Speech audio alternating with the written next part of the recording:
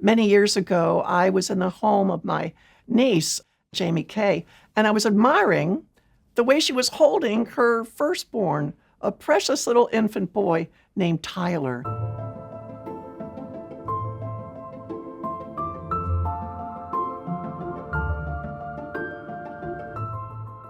She was sitting in a large enclosed windowsill with her back against one side, her feet crossed, and her baby snuggled up in a blanket up against her raised knees. And Jamie was just looking into the face of that little one, so enthralled, as any new mother would be, right? I was so absorbed in her delight. And I had to wonder, wow, I wonder if Mary ever held baby Jesus like that. I mean, surely she did. Surely she took those little fingers and she oohed and ahhed. Oh, you're just so cute. Well, it was all the inspiration I needed when I got back to my art studio, and this was, in the late 1990s.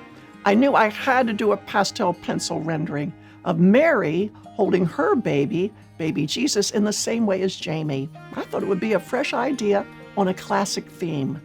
And so here it is on illustration board. Now you can tell that I had a lot of fun with the fabric. I mean, I laid heavy drape across the stool in my art studio so I could study the relaxed way that it folded into layers. And you can tell from the heavy curtain in the back, that's drawn from life. And so was Mary. I used a model and draped her in a heavy garment, her thick skirt.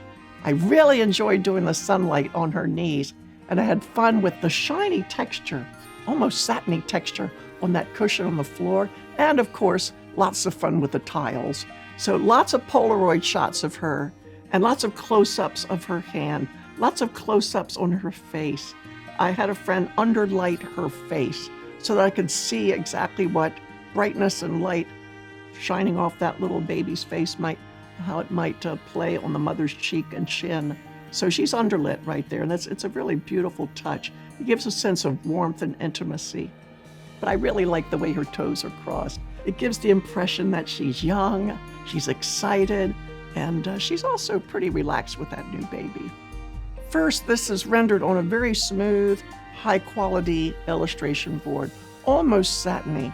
I had to have a friend rub a cotton swab on every area where I drew the wall, just gently, just touching with cotton, and against that really fine grade illustration board, it looks unbelievably smooth. You can't even see the pencil lines.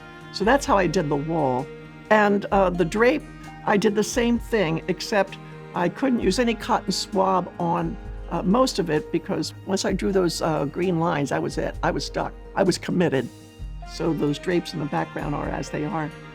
But yes, drapery is so much fun. You have to draw exactly what you see, even though it doesn't make sense. You just have to draw what you see, the way the light plays on the folds, the way when the fabric turns, the lines get thicker. It's just, you got to draw what you see. The outer edges of this painting are all vignetted. They look a little blurry. And again, that's using just a piece of cotton and just gently touching all the lines away. They got to disappear. All the lines have to disappear on the outside, so the painting will just make a nice muted vignette. The whole thing started with my niece and her little one. Looking into the face of your firstborn, oh, the wonder of it all. And I'm sure that Jamie felt a little like Mary in Luke chapter 2, for doesn't every new mother treasure up all these things and ponder them in her heart?